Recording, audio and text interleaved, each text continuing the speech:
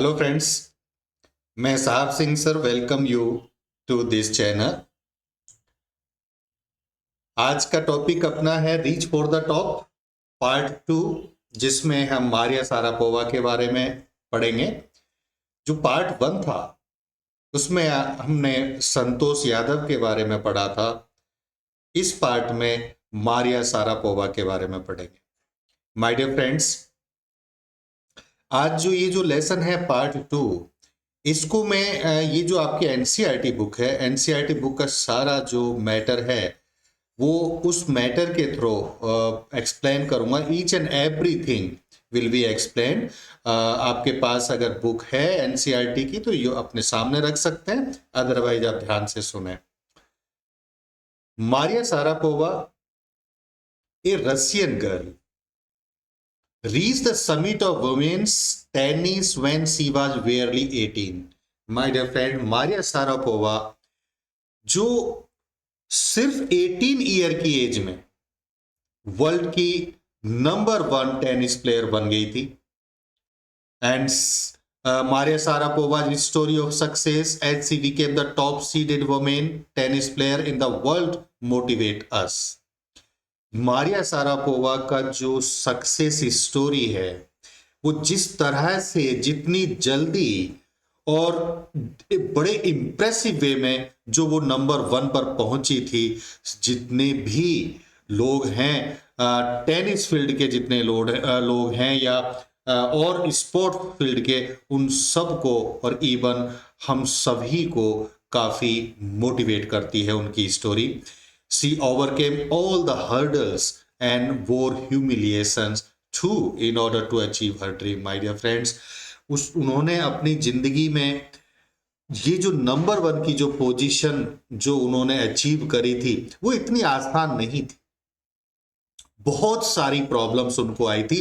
Hurdles means problems आई थी उनको, and humiliation भी उनको बहुत बर्दाश्त करना पड़ा था उनकी लाइफ में, तब जाकर के इस पोजीशन पर वो पहुंची थी।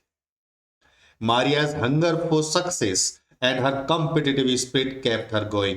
लेकिन मारिया सारापोवा की जो अंदर उनके हार्ट में, उनके माइंड में जो भूख थी सक्सेस पाने की, जो अचीव करने की जो भूख थी उनके अंदर, और हम जो कॉम्पिटिटिव जो उनके अंदर जो उनकी भावना थी, स्पिरिट जो उनकी थी कॉम्पिटिटिव, वो उसी की वजह से वो हमेशा आगे बढ़ती चली गई और उनको एंकरेज करती चली गई।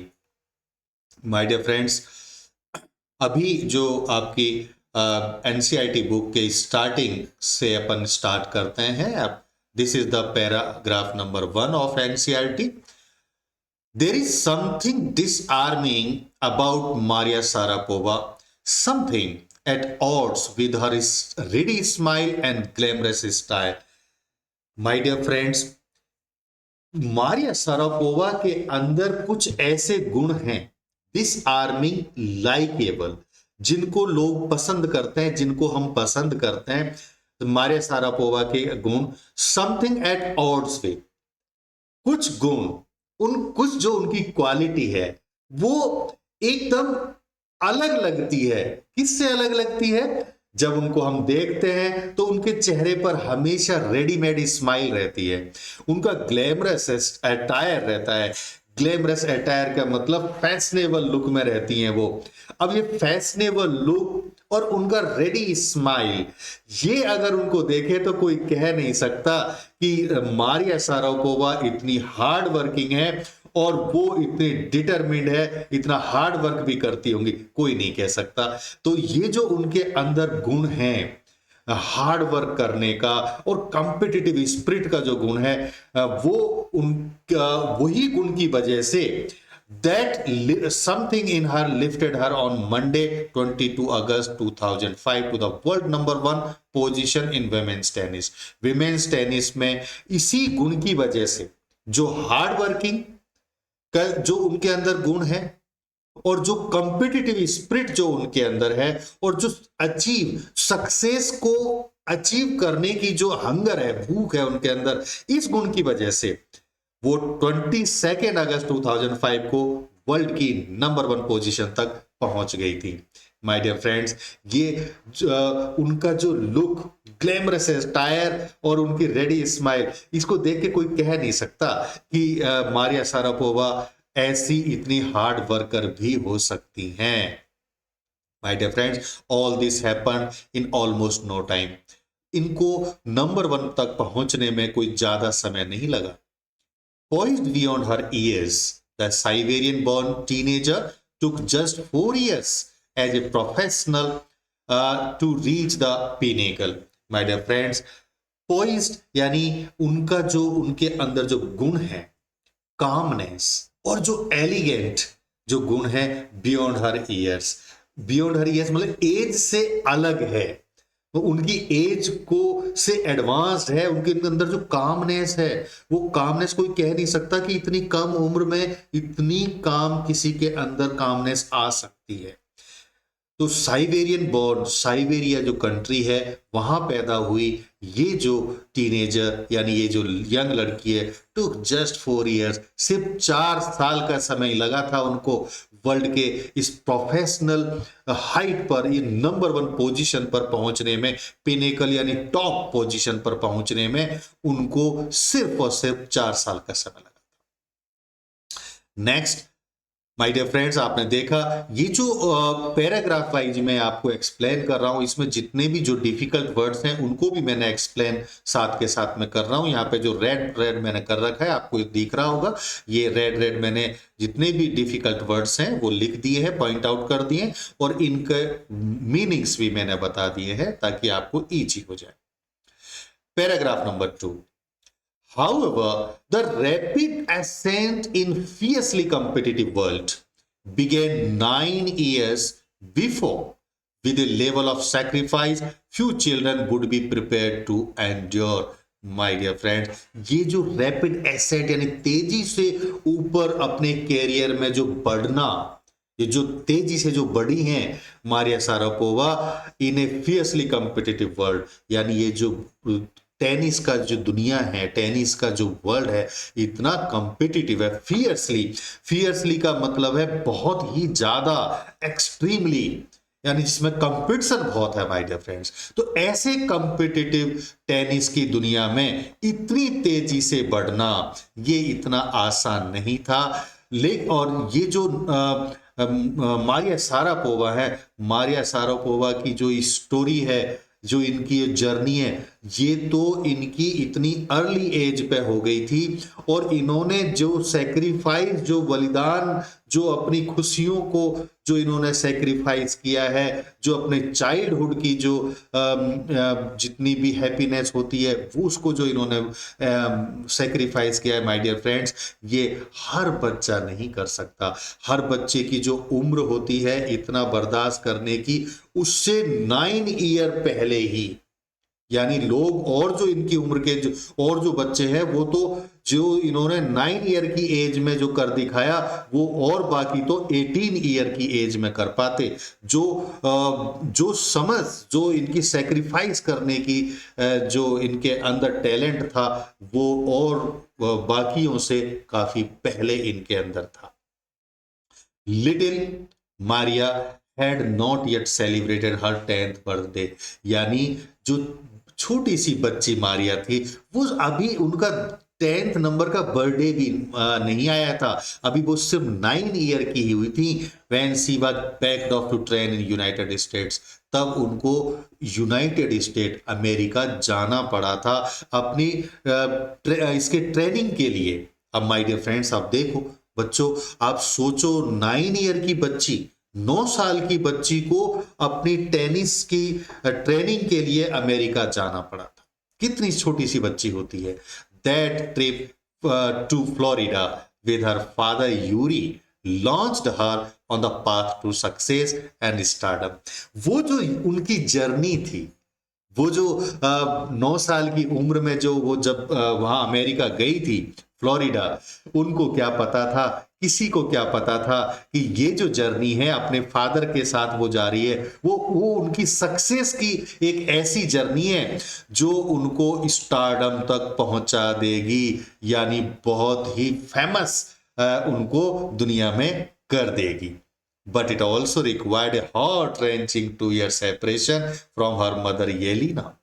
लेकिन माय डियर फ्रेंड्स, ऐसा नहीं है कि वो जो उनका ट्रिप था, वो ट्रिप पे अमेरिका जब गई थी तो वो इजीली टॉप पर पहुंच गई थी। नो, 9 साल की उम्र में जब वो अमेरिका गई थी, it required heart wrenching 2 year separation.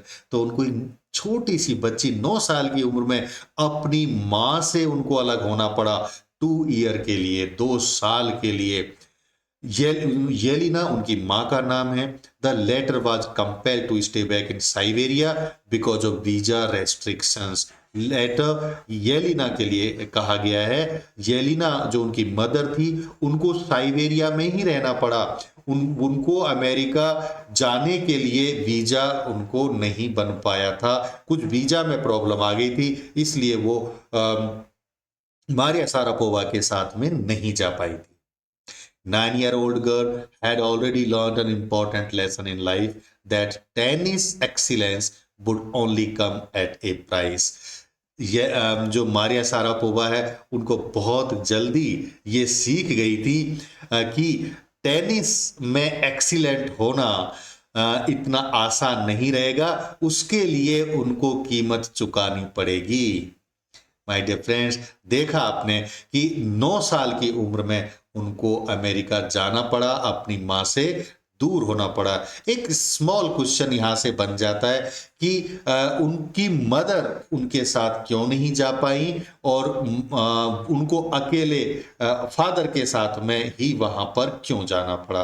तो इसका आंसर आप बड़े आसानी से लिख सकते हैं, क्योंकि वीजा रेस्ट्रिक्शंस थी, इसलिए उनकी माँ नहीं जा पाई। नेक्स्ट पैराग्राफ, 3rd नंबर का। I used to be so lonely, Maria Sharapova recalls. आज जब हम मारिया सारापोवा से पूछते हैं तो उनको याद आता है, वो कहती हैं I used to be so lonely, मुझे बहुत अकेलापन महसूस होता था। I missed my mother terribly, मुझे मेरी माँ की बहुत याद आती थी, बहुत ज़्यादा मिस करती थी मैं मेरी माँ को। My father was working as much as he could, मेरे फादर जो थे वो जितना मेहनत कर सकते थे वो उतना मेहनत करते थे। क्यों करते थे? Because to keep my tennis training going, जिससे कि जो मेरी ट्रेनिंग है टेनिस की वो चलती रहे, क्योंकि टेनिस में खर्चा भी तो होता है। वहाँ पे अमेरिका में जो उनको टेनिस की ट्रेनिंग दिलवाई, उसके लिए दूसरी कंट्री में जा कर के अगर आप रह रहे हैं वहाँ पे अमेरिका जैसी कंट्री में, तो एक्सपेंडिचर भी तो उसी लेवल का होगा।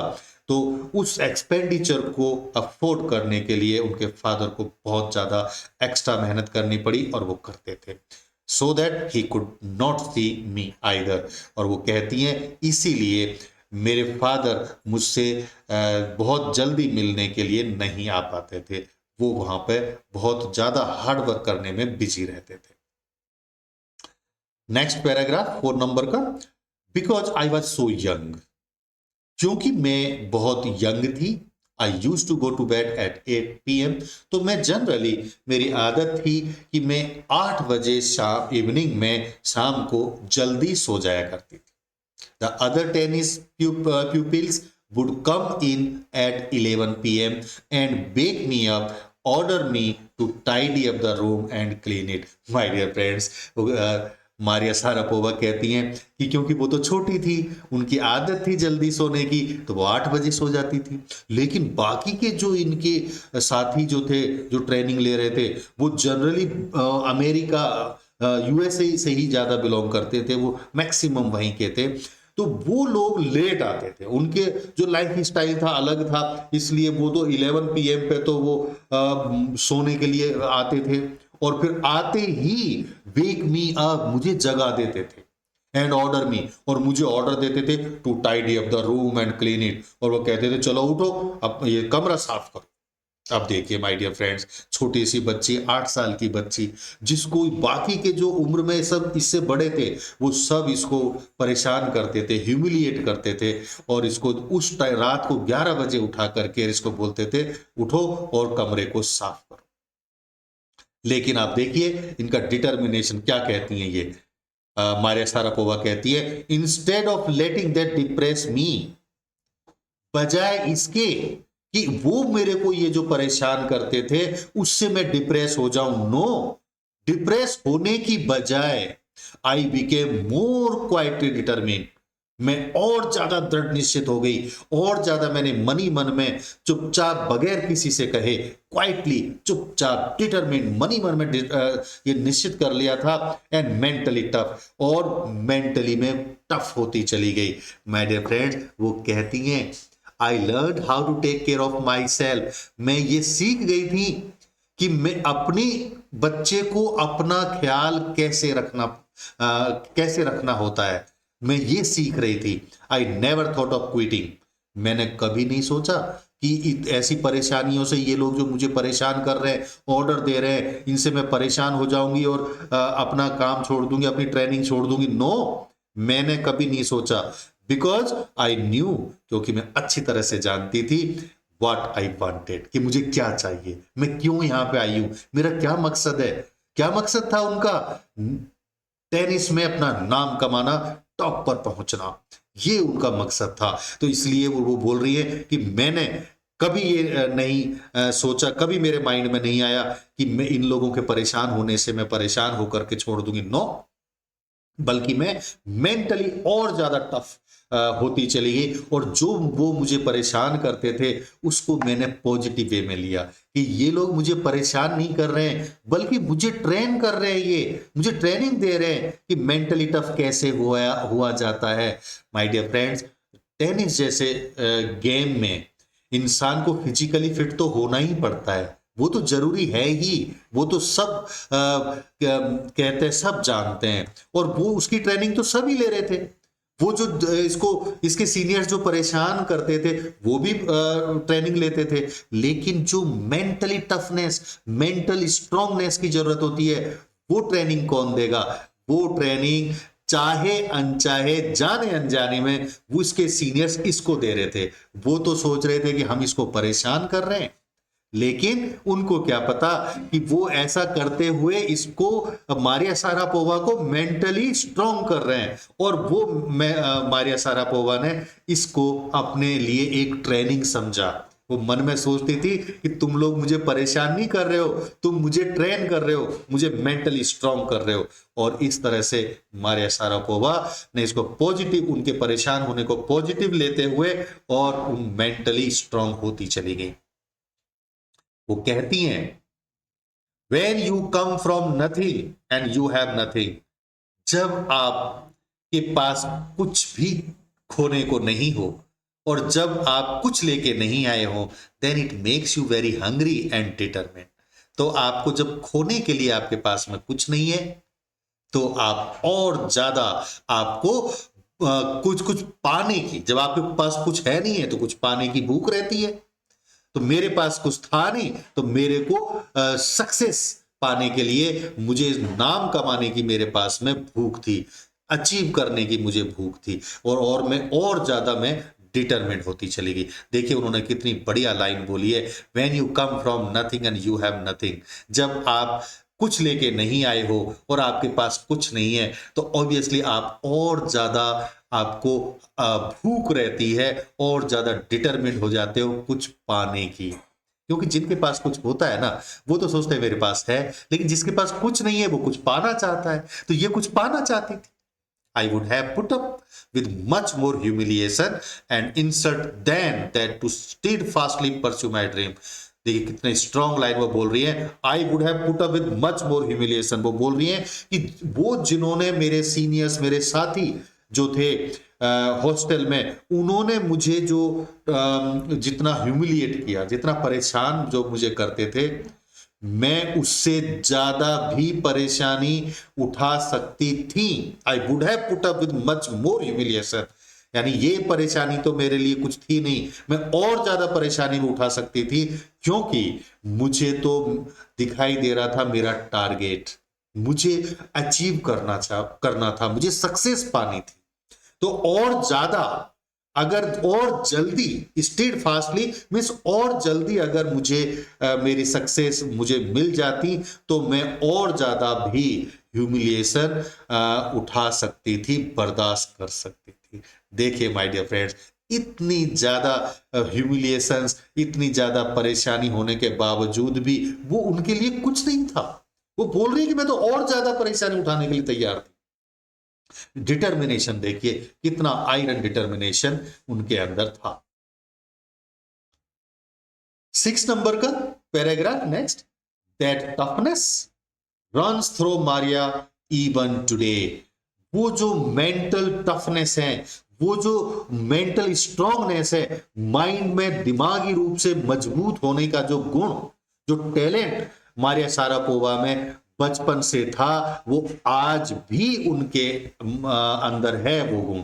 It was the key to her winning the women's singles crown at Wimbledon 2004 and to her meteoric rise to the world number one spot the following year. My dear friend, इसी गुण की वजह से it was the key, यही गुण था, यही उनके सक्सेस का एक मंत्र था, जिसकी वजह से उन्होंने बैगिंग मीन्स जीता।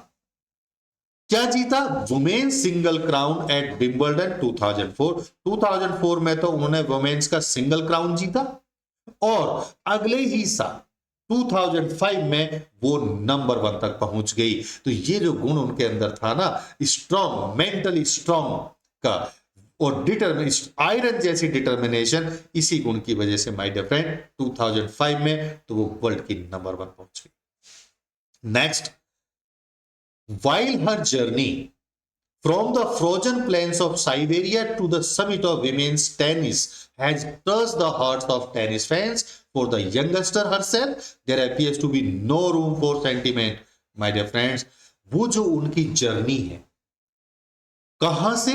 Frozen plains of Siberia, Siberia जैसी कंट्री से लेकर के वहां से वो शुरू हुई है, साइबेरिया की में पैदा हुई हैं, तो वहां से लेके और अमेरिका तक जो उन्होंने ट्रेनिंग ली और वर्ल्ड की नंबर 1 जो वो पहुंची हैं, इस जर्नी में, इस जर्नी की वजह से उन्होंने जो भी उनके जो फील्ड थे, फील्ड के जो लोग थे, जो टेनिस के जो उनके लोग थे, उनको बहुत ही ज्यादा इंप्रेस किया था।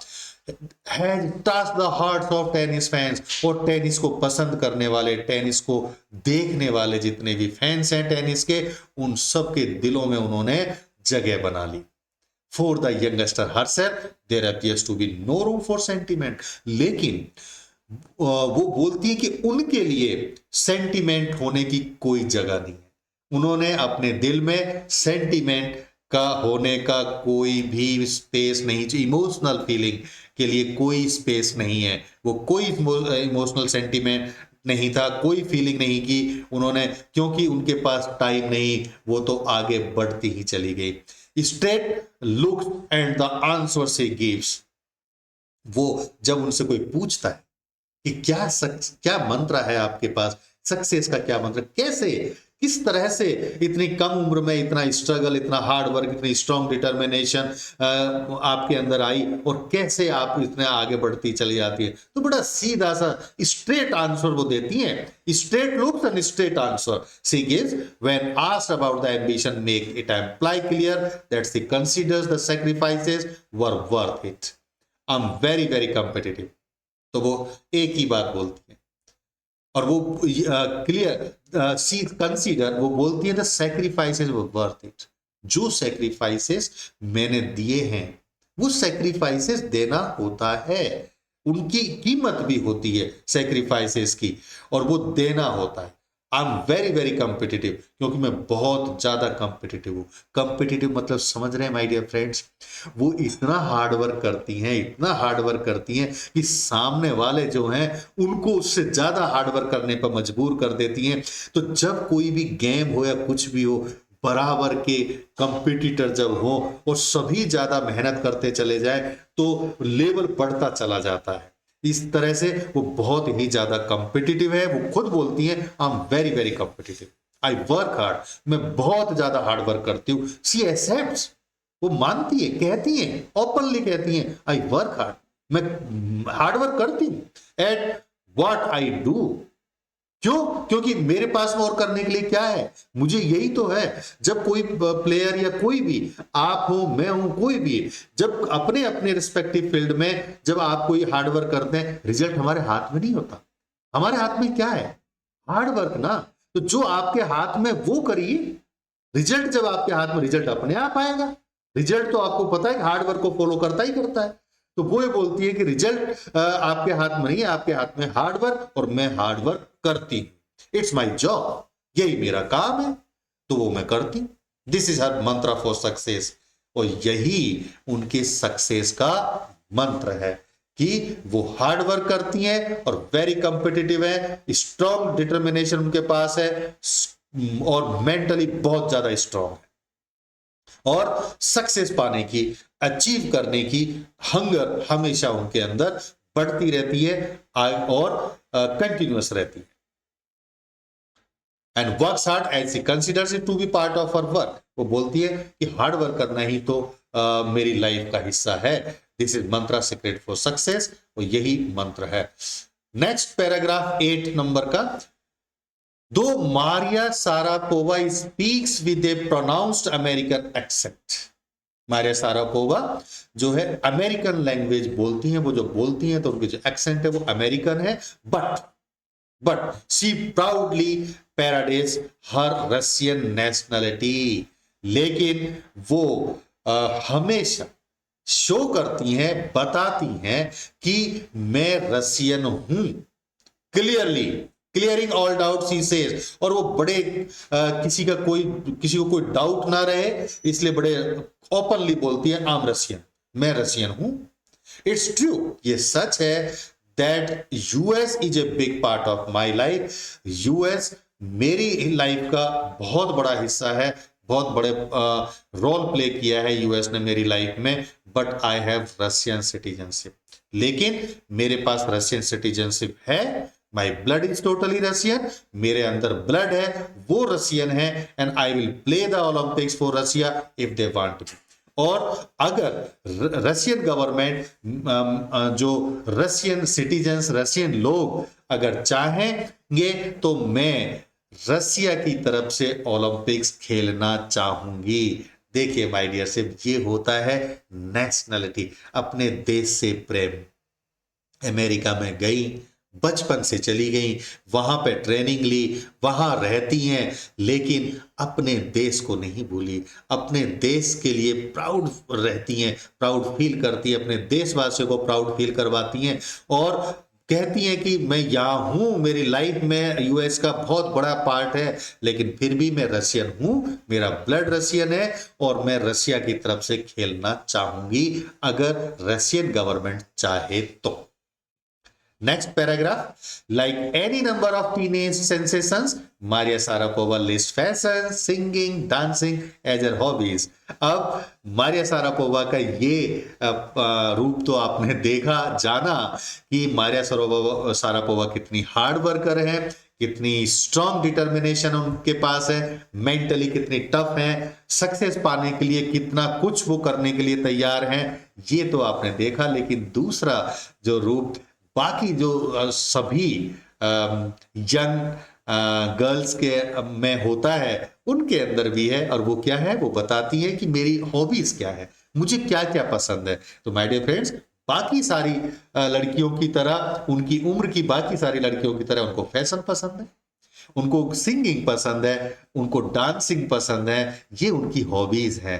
फैशन, सिंगिंग, डांसिंग, सब ये सारे शौक उनके अंदर है। ऐसा नहीं है कि वो सिर्फ एक ही काम करती है, टेनिस खेलती है और टेनिस के लिए ही अपनी लाइफ को डिवोट कर दे। नो, वो तो है, डिवोट करती हैं, हार्ड वर्क करती हैं, लेकिन साथ के साथ अपनी कुछ हॉबीज भी हैं, और वो भी एंजॉय, अपनी लाइफ को एंजॉय भी करती हैं। सी लव रीडिंग द नॉवेल्स, और वो नॉवेल इतनी हार्ड वर्क टेनिस के लिए वो करती हैं, लेकिन आप देखिए हॉबीज के लिए टाइम भी निकालती हैं, इवन नॉवेल्स को पढ़ने के लिए वो टाइम निकालती हैं। And she likes to read the novels of the writer Arthur Conan Doyle. वो आर्थर कॉनन डॉयले की नॉवेल्स को भी पढ़ती हैं। Her fondness for sophisticated evening gowns appears at odds with her love of pancakes with chocolate spread and Fiji orange drink. My dear friends, वो जो उनका evening gown fashionable, जैसे ऊपर देखा कि उनको मुझे फैशन का मेरी हॉबी है, फैशन मुझे करना पसंद है, तो इवनिंग गाउन्स हैं, टोटल फैशनेबल इवनिंग गाउन्स वो पहनती हैं। और उनकी फिटनेस को देख करके, उनकी बॉडी, स्लिम फिट बॉडी को देख करके कोई ये कह नहीं सकता कि उनको पैनकेक्स कितने पसंद हैं, और वो भी चॉकलेट के साथ। चॉकलेट स्प्रेड पैनकेक्स उनको बहुत पसंद है। कोई कह सकता है क्या कि इतनी फिट टेनिस प्लेयर पैनकेक खाती होंगी? लेकिन यस, दिस इज ट्रू कि उनको पैनकेक्स भी पसंद है, और वो भी चॉकलेट स्प्रेड के साथ, और साथ में orange Fiji aerated orange drinks भी वो पीती हैं। तो माय डियर फ्रेंड, देखा आपने कि अपना टेनिस तो वो खेलती हैं, इतना हार्ड वर्क भी करती हैं, लेकिन अपनी लाइफ को वो एंजॉय भी करती हैं बाकी सबकी तरह। उनकी बाकी हॉबीज भी हैं, फैशन की हॉबीज उनके हैं, सिंगिंग, डांसिंग, रीडिंग, सब कुछ वो करती हैं। Next paragraph, that is the last paragraph of this lesson. Maria Sharapova cannot be pigeonholed or categorized. My dear friends, Maria Sharapova को आप कोई एक कैटेगरी में फिक्स नहीं कर सकते, कह नहीं सकते कि वो क्या है। सिर्फ एक टेनिस प्लेयर है, या एक एंजॉयिंग करने वाली लड़की है, या वो क्या है वो। क्यों? क्योंकि उनके अंदर तो वैरायटी ऑफ हॉबीज है, वो सब कुछ करती है, वो फैशन भी करती हैं, वो खेलती भी हैं, प्ले भी करती हैं, रीडिंग भी करती हैं, डांसिंग भी करती हैं, तो सब कुछ करती है। इसलिए वो कोई एक फिक्स कैटेगरी में उनको फिक्स नहीं कर सकते। हर टैलेंट अनवेवरिंग डिजायर, उनके अंदर जो टैलेंट है वो एंड अनवेवरिंग डिजायर, और उनकी जो स्ट्रॉन्ग डिजायर होती है, जो कभी चेंज नहीं होती, टू सक्सीड, सफल होने के लिए, अचीव करने के लिए, जो उनकी डिसीजन जो होता है, उनका डिजायर जो होती है, वो ऑलवेज अनवेवरिंग होता है, अनचेंजेबल, जिसको कोई चेंज नहीं कर सकता, वो चेंज कभी नहीं करती। एंड रेडीनेस टू सैक्रिफाइस, और हमेशा अपनी सक्सेस पाने के लिए, कुछ अचीव करने के लिए हमेशा सैक्रिफाइस करने के लिए ऑलवेज रेडी रहती हैं। कुछ भी करना पड़े, किसी भी कीमत पे उनको अचीव करना पड़े सक्सेस, वो हमेशा सैक्रिफाइस करने के लिए तैयार रहती हैं। एंड यही गुण, यही जो टैलेंट उनका अंदर है, अनवेवरिंग डिजायर है और रेडी टू सैक्रिफाइस, ये जो गुण है ना, इन्हीं गुणों की वजह से, इन्हीं टैलेंट्स की वजह से ही she lifted all these talents lifted her to the top of the world. इन्हीं गुणों ने उनको वर्ल्ड के टेनिस के फील्ड में टॉप पोजीशन तक पहुंचा दिया।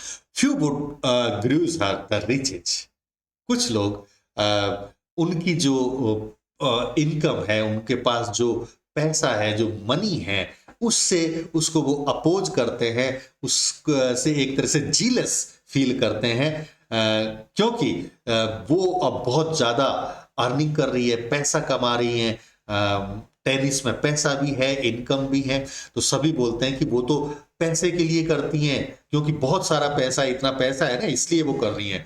तो वो उसके लिए वो क्या बोलती हैं, उनको जब पूछा जाता है तो उनका कहना क्या है, this is what she has to say. वो कहती हैं कि देखिए, of course money is a motivation, कुछ छिपाती नहीं है, वो कहने में उनको कोई शर्म भी नहीं है, वो बड़े ओपनली कहती है, of course money is motivation. ये सच है कि लाइफ में इनकम जो होती है, पैसा जब आता है, तो वो इंसान को आगे बढ़ने के लिए, कुछ मेहनत करने के लिए मोटिवेट करता है, और वो मेरे लिए भी है, मेरी लाइफ में भी है, मेरे पास पैसा आ रहा है, तो ऑब्वियसली मैं मोटिवेट होती हूं कि और ज्यादा पैसा आना चाहिए, because openly says, clearly says, tennis is a business and a sport. Tennis business भी है और स्पोर्ट भी है, but the most important thing is to become number 1 in the world.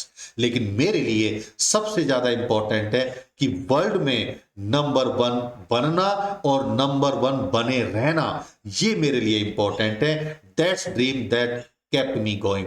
और यही मेरा सपना, यही मेरी डिजायर हमेशा मुझे आगे और मेहनत करने के लिए एंकरेज करती रहती है। माय डियर फ्रेंड्स, देखा आपने, उन्होंने टेनिस को बिजनेस भी कहा है।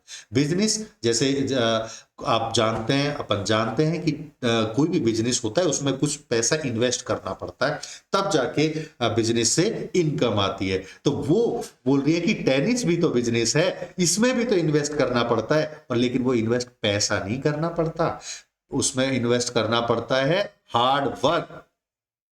तो वो हार्ड वर्क इन्वेस्ट करती हैं, वो ज्यादा से ज्यादा हार्ड वर्क उसमें देती हैं, और फिर उनको इनकम होता है, पैसा मिलता है, नाम उनका होता है। तो वो ये बोल रही हैं कि ऑब्वियसली सही है ये बात कि टेनिस एक बिजनेस की ही तरह है, स्पोर्ट तो है ही है, बिजनेस की तरह ही है। और ये लेकिन मेरे लिए, मैं इसको बिजनेस या इनकम से मुझे नहीं, बल्कि मेरे को एक ही मेरी डिजायर रहती है, नंबर वन बनना, नंबर वन पर बने रहना। ये जो डिजायर है, इसी वजह से मैं हार्ड वर्क करती रहती हूँ, और यही डिजायर मुझे आगे हमेशा बढ़ने के लिए प्रोत्साहित, एंकरेज करता रहता है।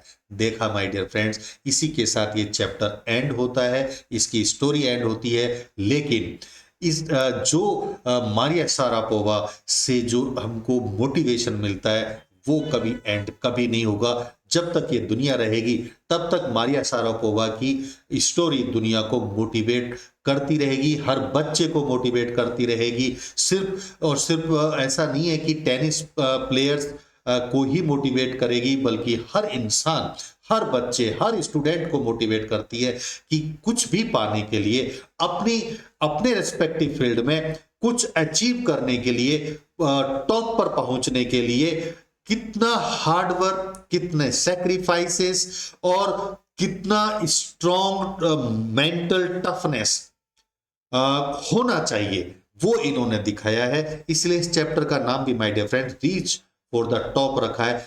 अगर आपको अपने किसी भी, जिस फील्ड में आप हैं, जो आपकी एम्बिशन है, जो आपने सोच रखा है कि मुझे क्या करना है लाइफ में, क्या बनना है, तो कोई भी फील्ड हो, किसी भी फील्ड के टॉप पर पहुंचने के लिए क्या चाहिए, किन चीजों की जरूरत है, वो सारा आपने मारिया शारापोवा से और संतोष यादव की स्टोरी से सुना, समझा, और मुझे उम्मीद है आपको जरूर समझ में आया होगा, और आप मोटिवेट जरूर होंगे, और यही इनकी मोटिवेशन आप अपनी लाइफ में भी यूज करेंगे। तो इसी के साथ में ये चैप्टर एंड होता है। इस चैप्टर के question answer, very important question answer, most जो क्वेश्चंस जो generally such type of question which are asked in examinations, वो अपन डिस्कस करेंगे नेक्स्ट वीडियो में। जरूर नेक्स्ट वीडियो आप देखना, और नेक्स्ट वीडियो कब आएगा इसका आपको सबसे पहले पता चलेगा अगर आप इस चैनल को सब्सक्राइब करेंगे, लाइक करेंगे। तो you are requested to subscribe it and like it also, because your subscription and doing like will definitely help me, and also you will also get benefit of that you will get information। आपको भी पता चलेगा कि next video कब आ रहा है, कब आएगा, सबसे पहले आप ही को पता चलेगा। इसके लिए आप इसको सब्सक्राइब जरूर करें, लाइक भी करें। Thank you very much, thank you very much, and take care of your life. Thank you very much.